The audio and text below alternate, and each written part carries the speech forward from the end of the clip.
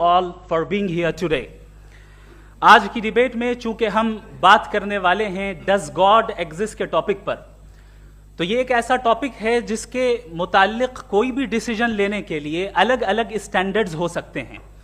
लिहाजा डिबेट के शुरू में ये ज़रूरी है कि हम ये जान लें कि आज के इस टॉपिक में कौन सा स्टैंडर्ड सही होगा और कौन सा गलत होगा।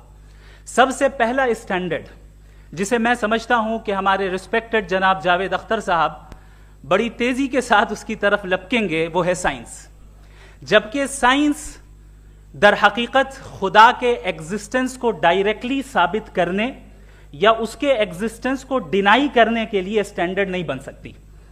और उसकी वजह क्या है, ये मैं नहीं कह रहा, ये वो लोग कह रहे हैं जो साइंस के एक्सपर्ट्स हैं।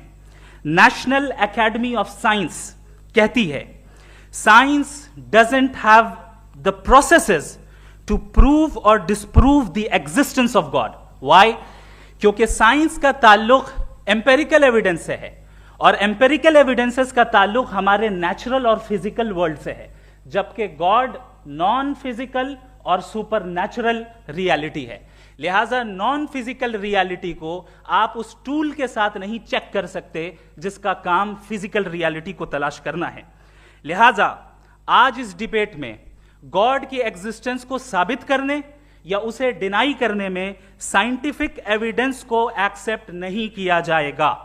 दूसरा स्टैंडर्ड हो सकता है रेविलेशन, कि रेविलेशन के जरिए हम यह साबित करें कि गॉड एग्जिस्ट करता है या नहीं। लेकिन यह स्टैंडर्ड भी आज इररेलेवेंट है। क्यों?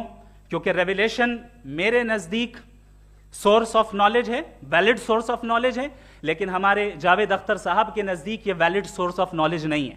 लिहाजा आज की डिबेट में मैं एक भी एविडेंस किसी भी मजहबी स्क्रिप्चर से नहीं दूंगा ताकि जावेद अख्तर साहब के लिए वो अनएक्सेप्टेबल ना हो।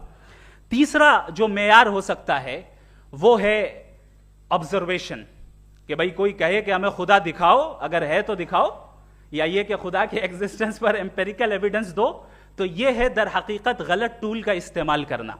ये ऐसा ही है कि जावेद साहब मुझसे ये मुतालबा करें कि मुफ्ती साहब आप मेटल डिटेक्टर के जरिए प्लास्टिक डिटेक्ट करके दिखाएं। अब चूंकि प्लास्टिक डिटेक्ट नहीं हो पा रही है लिहाजा प्लास्टिक डज नॉट एग्जिस्ट।